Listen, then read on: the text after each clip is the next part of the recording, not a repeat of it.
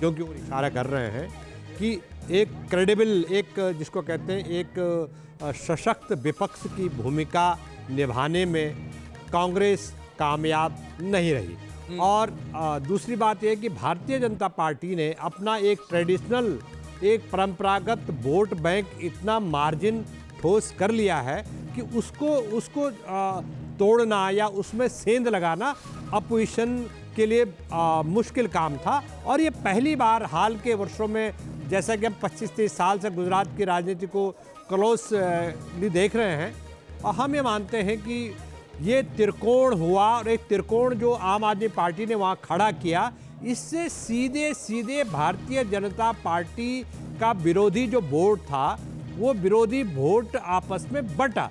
और इसलिए वो जो 50-50% था या 20 या 25% जो वोट था वो दो हिस्सों में बंटने से आम आदमी पार्टी और कांग्रेस में वो विभाजित हुआ, और उसका सीधा लाभ वोटों के रूप में तब्दील हुआ, वोटों के रूप में वोटों में इजाफा हो गया, लेकिन बहुत ज्यादा इजाफा हुआ। आप ये बड़ी बात लोगों को नहीं थी। कांग्रेस विपक्ष की भूमिका निभाने में नाकामयाब रही और उसका ये नतीजा है। 2017 के बाद जैसा लग रहा था कि चीजें बदलेंगी, वो बदली नहीं।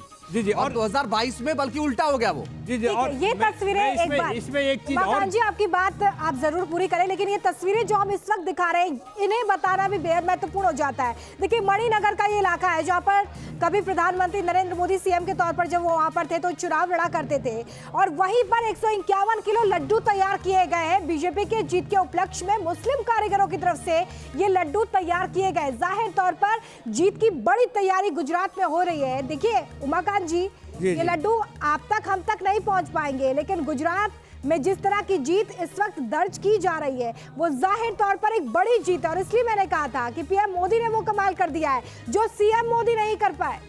देखिए मैं आपको ये बता रहा हूँ कि भारतीय जनता पार्टी हमेशा, ये अपोजिशन को ये बात समझनी होगी देश के, कि बीजेपी हमेशा इलेक्शन मोड में रहती है।